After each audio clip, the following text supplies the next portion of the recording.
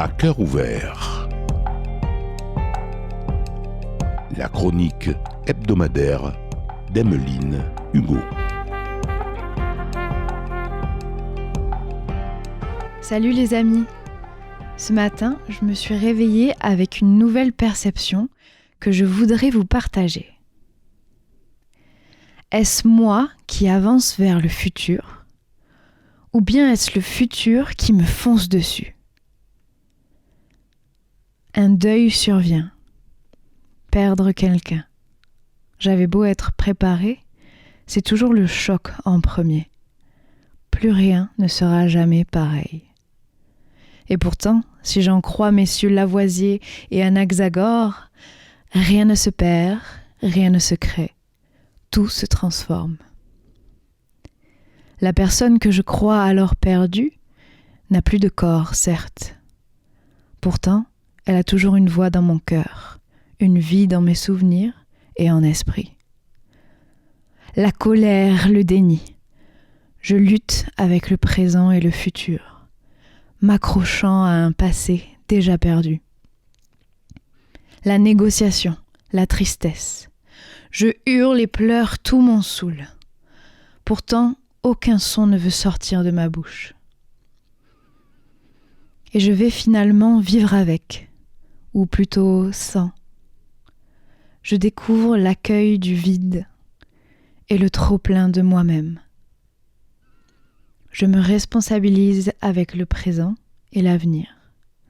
J'intègre et j'accepte enfin. Je me laisse porter par la vie, laissant la mort où elle en est. Je passe à l'action. Je me transforme, tel le papillon. Ce ne serait pas moi qui avancerais vers le futur, ce serait lui, le futur, qui me foncerait dessus à toute allure. M'imposant sa vérité, décimant tous mes préjugés, percutant tous mes conforts, me dépouillant de tous les superflus et pulvérisant toutes mes habitudes. Il avance vers moi, il ne s'arrête pas. Les pauses, il ne connaît pas. Et moi, aimant tant le confort du passé, m'y perdant souvent, jusqu'à le porter encore avec moi dans le présent. Tous les matins, j'avance d'un pas, avec ce que j'ai appris et ce que je veux garder de la veille. Et tous les soirs, le futur me fait reculer de 2 pas, avec ce que je n'avais pas. Le futur me fait reculer parce que je ne marche pas dans le sens du futur. Il ne me fait pas reculer dans le mauvais sens du terme, non. Il m'entraîne dans sa course folle, dans son sens à lui. Il a tout prévu, tout chronométré, tout réglé, tout millimétré. Je n'ai qu'à suivre ses plans en ces termes. Et tous les matins, j'avance ou je recule d'un pas, portant mes acquis de la veille. Et tous les soirs, je recule ou j'avance de 2 pas, m'accrochant au nouveau futur. Un pas en avant, 2 pas en arrière. Un pas en avant, 2 pas en arrière. Alors oui, en ce sens, j'ai la sensation de reculer tous les jours d'un pas. Cette sensation de perdre des personnes, des situations, des objets, des opportunités, des projets. Alors que ce serait le futur qui installerait tous ces plans dans ma vie, au sens inverse de ce que je vois. L'échec, je l'appelle échec lorsque je n'ai pas vu les apprentissages de l'expérience qu'il me fait vivre, lorsque je reste figée sur ce qu'il s'est passé. Je l'appelle tremplin vers le succès lorsque je vois qu'il m'apprend et me permet d'évoluer, d'avancer, d'aller plus loin que ce que j'avais moi-même prévu par le passé. Le deuil, je l'appelle deuil lorsque c'est désagréable et inconfortable. Je l'appelle changement, je l'appelle transformation lorsqu'il est plus agréable. Toujours pas confortable, mais dans le mouvement de la vie. Ces étapes sont similaires. D'abord le choc, il me percute.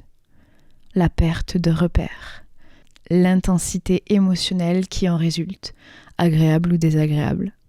La peur ou l'excitation de l'inconnu devant moi, et l'expérience et le constat d'être en capacité de vivre malgré tout cela. Ah oui, malgré tout, je vis. j'accepte ce nouveau normal. Jusqu'à demain matin, le nouveau choc. Un pas en avant, 2 pas en arrière. Dans mon expérience du deuil, qu'il soit pour un être cher ou pour une situation, je sais que je peux juste m'efforcer d'accueillir ce qui est, le plus possible, pleinement, embrasser la situation, la laisser me traverser, laisser passer les choses, laisser passer les gens, laisser passer les émotions et les sensations. Ainsi, je m'adapte perpétuellement, et de plus en plus, sans jamais devenir insensible, cynique ou morose, les processus de deuil et de transformation s'accélèrent en moi. Peut-être veulent-ils suivre la course effrénée de l'avenir ? Je développe ma capacité à accepter et à accueillir. Accepter, accueillir, intégrer, me responsabiliser et passer à l'action. Passer à l'action en accord avec les plans du futur qui déboulent en furie, culbutant ma vie, l'éprouvant en tant que vie, sinon elle ne serait pas vie. Le futur avait prévu bien plus pour moi, plus complexe et plus challengeant que mon quotidien bien rangé, à la hauteur de qui je suis et de tout ce que je suis capable d'accueillir. Un pas en avant, 2 pas en arrière, 2 pas qui me ramènent à moi, à mon être véritable et souverain. Ce n'est pas une marche arrière, non. C'est le sens de la marche que je n'avais pas encore imaginé, que je n'avais pas encore perçu. Et pour vous les amis, quelle transformation bénéfique découle de vos deuils ?